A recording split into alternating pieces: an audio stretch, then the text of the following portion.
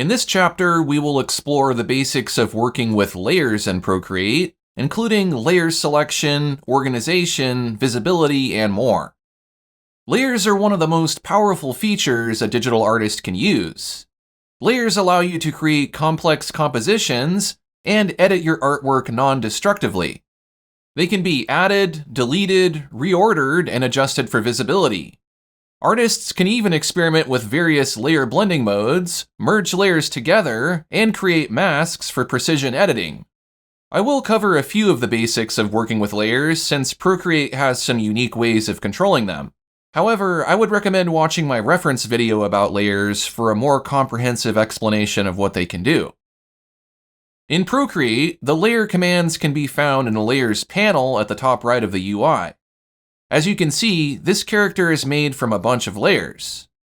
There is a layer for his hair, eyes, mouth, and so on. You can rearrange layers by dragging and dropping them in the desired order. If I drag the yellow ball beneath the hair, then it gets partially covered. You can also rearrange layers by moving them on the canvas, but we will come back to that in an upcoming lesson. Adding layers is as simple as tapping the plus icon near the top. The new layer appears above whichever layer was previously selected. If I paint on this layer, it is separate from everything else on the canvas. To delete a layer, simply swipe left on it and tap the delete button. To paint on a layer or move it around, you'll need to select it first. This layer is currently selected, as shown by the blue highlight. Tap on a layer to select it. You can also use the layer gesture preferences to allow a layer to be selected by tapping and holding with one finger. This is how I prefer to select layers. I'll show the tinting layer by tapping on the box to the right of the layer name in the Layers panel. If a layer is covering all other layers like this one is, then you'll get a list of layers and you can select the exact one you want. I'll tap on the blue ball and select it.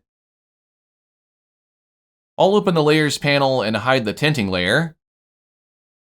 When you tap on the box next to a layer, you are changing the visibility of it.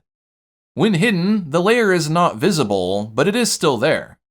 You can solo the visibility of a layer by tapping and holding on it.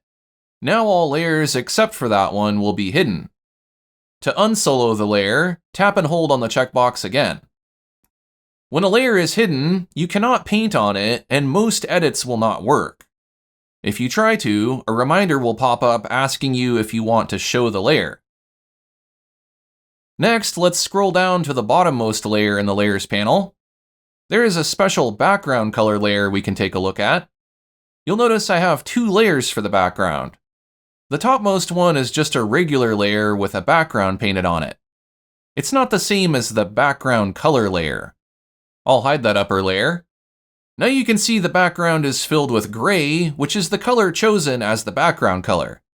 I can tap on this layer and choose a different color if I like. Let's choose white. Double tapping the disk color selector will select pure white. Next, I'll tap on Done. In the previous lesson, we learned that you can choose this background color when you set up canvas presets so that you start with a specific canvas color. Some artists don't like working on white canvases, so toning the canvas is one way to use this feature. If I hide the background layer, then I see a grid pattern. This represents full transparency. If I were to save this artwork in a format that supports background transparency like PNG, then I can bring this character into another composition without a background color surrounding him. If you're interested in learning how to export artwork with a transparent background, please watch my reference video. Each layer has a thumbnail, which shows a small preview of what's on each layer. Surrounding these layers, you can see a checkered pattern. This indicates the background surrounding these layers is transparent. The tinting and background layers fill the entire canvas, so those don't show transparency. I'll show those background layers again. Naming layers is essential to keeping your layers organized. If you just have layer 1, layer 2, layer 3, and so on, you'll have a much harder time figuring out which layer you are supposed to be painting on. To edit the name of a layer, tap on the layer and select Rename.